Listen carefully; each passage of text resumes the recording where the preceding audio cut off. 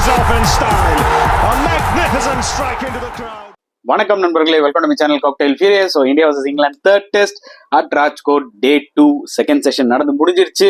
So England 31 for no loss at tea and India வந்து பார்த்தீங்கன்னா 445 all out. So எனக்கு தெரிஞ்சு வந்து பார்த்தீங்கன்னா இந்தியா வந்து ஒரு நல்ல ரெக்கவரி தான் ஆனாங்க. ஏன்னா ஒரு ஸ்டேஜில் இந்தியாவோட சுச்சுவேஷன் வந்து பார்த்தீங்கன்னா ரொம்பவே கொடூரமாக இருந்துச்சு. ஏன்னா டே ஸ்டார்ட் ஆனோடனே குல்தீப் அவுட் ஆனாரு, that is okay. But Jadeja உடனே அவுட் ஆனாரு, அது huge wicket for India. But Dhruv Jurel and Ravichandran Ashwin ஒரு சூப்பர் பார்ட்னர்ஷிப் போட்டாங்க. கிட்டத்தட்ட 77 ரன்ஸ் பார்ட்னர்ஷிப் ரொம்ப ரொம்ப க்ரூஷியல் ஆக்சுவலாக இந்தியாவுக்கு அந்த டைம்ல.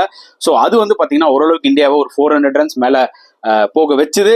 அண்ட் அதுக்கப்புறம் லாஸ்டா பும்ரா ஒரு சூப்பர் கேமியோ விளாண்டாரு, 26 ரன்ஸ், கிட்டத்தட்ட ஒரு 30 runs partnership, last wicket partnership. அதுவும் ரொம்ப ரொம்ப க்ரூஷியலா போச்சு இந்தியாவுக்கு. ஸோ அதனால ஒரு 445க்கு ரீச் ஆக முடிஞ்சுது.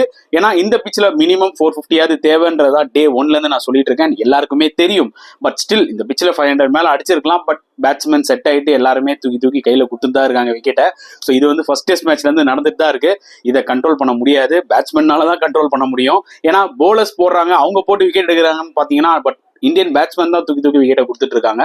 ஸோ அதுதான் உண்மையான ஒரு விஷயம். பட் ஸ்டில் பாசிட்டிவ்ஸ்னு எடுத்துக்கிட்டா த்ருவ் ஜோரல், ஸோ அவரோட பேட்டிங் நான் ரொம்ப எக்ஸைட்டடா இருந்தேன் ஆஃப்டர் சர்ஃப்ராஸ் கான் ஓட டெபியூட், சூப்பர் டெபியூட்டுக்கு அப்புறம். அண்ட் நிஜமாவே சூப்பரா இம்ப்ரெஸ் பண்ணிட்டாருங்க. ஏன்னா அவரோட காம்பாக்ட்னஸ் எனக்கு ரொம்ப பிடிச்சிருந்தது. அதாவது அந்த ஃபர்ஸ்ட் செஷன்ல அவர் விளையாடினது அண்ட் ஆண்டர்சனோட போலிங்கை கவுண்டர் பண்ணது, அண்ட் அதுக்கப்புறம் மார்க் வுட் அந்த பவுன்சர் டாக்டிக்ஸ் போட்டார், அதை கவுண்டர் பண்ணது, ஸ்பின் விளாடின விதம் எல்லாமே பார்த்தீங்கன்னா ரொம்பவே ஒரு காம்பாக்டா இருக்கு. அண்ட் ரொம்ப லேட்டா விளாடுறாரு. That is very very good sign for playing test cricket. Especially red ball cricket வந்து பார்த்தீங்கன்னா நீங்க எவ்வளோக்கு எவ்வளோ லேட்டா விளாடுறீங்களோ அவ்வளோக்கு எவ்வளோ உங்களுக்கு அட்வான்டேஜ்.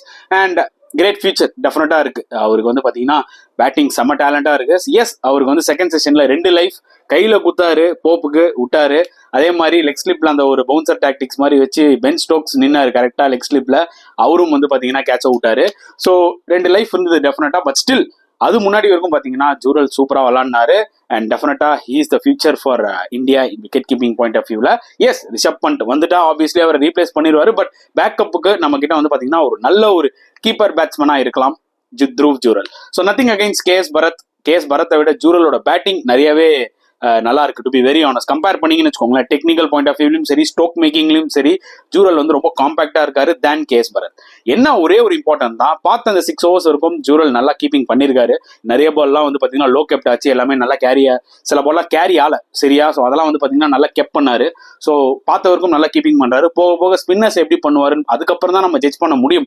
இவர் வந்து பாத்தீங்கன்னா ஒரு நல்ல ஒரு ஃபியூச்சர் விக்கெட் கீப்பரான்னு சொல்லி. அஸ் அ பேட்ஸ்மேனா அவர் வந்து பாத்தீங்கன்னா எஸ் ப்ரூவ்ட் இட், ஓகே அவருக்கு நல்ல டேலண்ட் இருக்குன்னு. பட் as a keeper இன்னும் அவர் ப்ரூவ் பண்ண வேண்டியது இருக்கு அகைன்ஸ்ட் ஸ்பின்னர்ஸ். ஸோ அது நம்ம பொறுத்து இருந்து பார்ப்போம். ஸோ இந்தியா ஓவராலா வந்து பாத்தீங்கன்னா லைக் கிட்டத்தட்ட 119 ரன் இன்னைக்கு வந்து சேர்த்திருக்காங்க, லாஸ் ஆஃப் 5 விக்கெட்ஸ். அண்ட் எனக்கு தெரிஞ்சு பாத்தீங்கன்னா அதான் ஏற்கனவே சொன்ன மாதிரி 33 for 3ல இருந்து ரோஹித் சர்மா, ஜடேஜா காப்பாத்தினாங்க நம்மள ஒரு 200 ரன்ஸ் பார்ட்னர்ஷிப்ல இருந்து. அண்ட் இன்னைக்கு வந்து பாத்தீங்கன்னா லைக் அரௌண்ட் 331 for 7ல இருந்து அஸ்வின் அண்ட் ஜூரல் அவங்க தான் முக்கியமா காப்பாத்தினாங்க. இல்லைன்னா எனக்கு தெரிஞ்சு இந்தியா 360க்குள்ளேயே கூட ஆல் அவுட் ஆக வாய்ப்புகள் நிறைய இருந்தது. ஏன்னா பிச்சு பாண்டா wicket, flat wicket. Even Ashwin out ஆனது கூட பாத்தீங்கன்னா ரொம்ப டிசப்பாயிண்டிங்கா இருந்துச்சு. ஏன்னா ஸ்டே பண்ணியிருந்தா இன்னும் ஒரு 500 ரன் வச்சிருக்கலாம் சத்தியமா. அவரும் தூக்கி கையில கொடுத்துட்டு போனாரு. நெவர்தலஸ் 445 வெரி டீசன்ட் ஸ்கோர் இந்த பிச்சில். அண்ட் இங்கிலாந்து வந்து பாத்தீங்கன்னா ஆஸ் யூஷுவல் அவங்களோட பேஸ் பால். ஸோ உள்ள நுழையும் போதே 5 ரன்னோட வராங்க. உங்களுக்கு ஆல்ரெடி நான் சொல்லியிருந்தேன் இட்ஸ் பெனால்டி ரன். ஏன்னா 3 வாட்டி வந்து பாத்தீங்கன்னா பிச்சு நடுவில் நம்ம பேட்ஸ்மேன் ஓடினதுனால 5 ரன்ஸ் பெனால்டி கொடுத்துட்டாங்க. அது இல்லாம 26 ரன்ஸ் ஆட் பண்ணி ஓவராலா 31 for 0 in 6 overs அவங்களோட அந்த பேஸ் பால் ட்ரெண்ட் கண்டினியூ ஆகிட்டு தான் இருக்கு. அண்ட் பென் டக்கெட் அவர் வந்து பாத்தீங்கன்னா அந்த ஸ்கொயர் கட்ல இன்னி வரைக்கும் ஸ்ட்ராங்கா தான் ஆடிட்டு இருக்காரு. எனக்கு என்ன ஒரே ஒரு ஆச்சரியமா இருந்துச்சுன்னா, கிட்டத்தட்ட 3 டெஸ்ட் மேட்ச், இது 3வது டெஸ்ட் மேட்ச் விளாடும். ஸோ பென் டக்கெட்டோட ஸ்ட்ரென்த் என்ன அப்படின்றது வந்து டிவியில பாக்குற நம்மளுக்கே தெரியுது.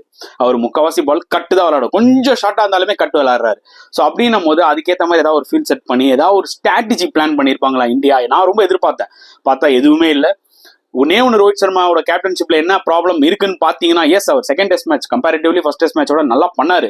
நிறைய விஷயங்கள்லாம் குயிக்கா டிசைட் பண்ணாரு, போலிங் ஷஃப்லிங் நல்லா இருந்தது, அதெல்லாமே ஓகே. பட் என்ன ஒண்ணு அவர் வந்து பாத்தீங்கன்னா ரொம்ப ஸ்ட்ரகிள் ஆயிட்டு இருக்குன்னா, இந்த ஓப்பனிங் பார்ட்னர்ஷிப்பை சீக்கிரம் அவுட் ஆகிறதுக்கு ஸ்ட்ரகிள் ஆறாரு. அதுக்கு எந்த ஒரு பிளானிங்குமே இல்லை.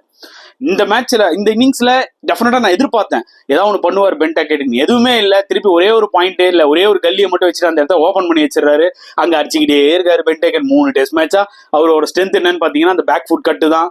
எவ்வளவுதான் அடிப்பாருன்னு தெரியல. அங்க வந்து பாத்தீங்கன்னா ஒரு அதுக்கேற்ற மாதிரி ஃபீல்ட் செட்டப்பும் இல்லை. ஏதாவது ஒன்று புதுசா பண்ணலாம். எப்படி இப்போ ஸ்டோக்ஸ் வந்து பண்றாரு ஒரு விக்கெட் வேணும்னா, அந்த மாதிரி பென் டக்கெட்டுக்கு வந்து பாத்தீங்கன்னா நீங்க ஆஃப் சைடு வந்து ஒரு கல்லி பாயிண்ட் கொஞ்சம் ஒரு ஷார்ட் கல்லி மாதிரி வச்சு அவரை ப்ரெஷர் போடலாம். நீ கட்ட ஆடுறா, கேட்ச் வரும், அந்த ஏர்ல போனா சம்திங் ஏதாவது புதுசா பண்ணலாம். ஏன்னா அதான் அவரோட. ஸோ அந்த மாதிரி ஏதாவது ஒரு எஃபெக்டிவா ரோஹித் பண்ணிருப்பாரு அப்படின்னு நான் நினைச்சேன். பட் அவர் வந்து பாத்தீங்கன்னா லைக் ஆஸ் யூஷுவல் ரொம்ப டிஃபென்சிவா தான் ஸ்டார்ட் பண்ணியிருக்காரு. ஃபாஸ்ட் பவுலர்ஸ்க்கு ஃபுல் ஸ்பெல் கொடுத்தாரு, தட் இஸ் ஓகே. பட் ஏதாவது ஒரு அட்டாக்கிங் ஃபீல்ட் செட் பண்ணி அந்த பென் டக்கெட்டை வந்து பாத்தீங்கன்னா கொஞ்சம் கன்ஃபியூஸ் பண்ண வச்சிருக்கலாம்னு எனக்கு தோணுச்சு. பட் அதை பண்ணல. வெயிட் பண்ணி பார்க்கலாம் எப்படி தேர்ட் செஷன் அமைய போகுதுன்னு சொல்லிட்டு. உங்களோட கருத்துக்களை தாராளமாக கமெண்ட் செஷன்ல போடுங்க. அண்ட் நெக்ஸ்ட் செஷன்ல பார்க்கலாம் ஃப்ரெண்ட்ஸ். Until then